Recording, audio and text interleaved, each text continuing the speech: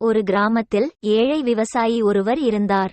தினமும் ஆற்றிலிருந்து தண்ணீர் எடுத்து வர 2 பானைகளை கழியில் தொங்கவிட்டு சுமந்து செல்வார். ஒரு பானையில் சிறிய ஓட்டை இருந்தது. அதனால் ஒவ்வொரு நாளும் வீட்டிற்கு வரும்போது அந்த பானையில் பாதியளவு நீரே இருக்கும். குறையில்லாத பானை ஓட்டை பானையை பார்த்து எப்போதும் கேலி செய்யும். 2 வருடங்கள் கழிந்தன. ஓட்டை பானை விவசாயியிடம், ஐயா, என் குறையால் தண்ணீர் சிந்தி உங்கள் வேலை அதிகரிக்கிறது. என் குறையை சரி செய்யுங்கள் என்று கேட்டது. விவசாயி புன்னகைத்து, பானையே, உன் ஓட்டையால் சிந்திய தண்ணீரில் வழி நெடுக பூச்செடிகள் விதைத்து வைத்தேன். அவை நீ தினமும் சிந்திய தண்ணீரில் வளர்ந்து எனக்கு அழகான பூக்களை அளிக்கின்றன. அவற்றை விற்று பணம் சம்பாதிக்கிறேன் என்றார். இதை கேட்ட ஓட்டை பானை கேவலமாக உணர்வதை நிறுத்திவிட்டது. மற்றவர்களோடு நம்மை ஒப்பிடக்கூடாது. அடுத்தவர் என்ன சொன்னாலும் கவலைப்படாமல் நம் வேலை பார்க்கணும் என்று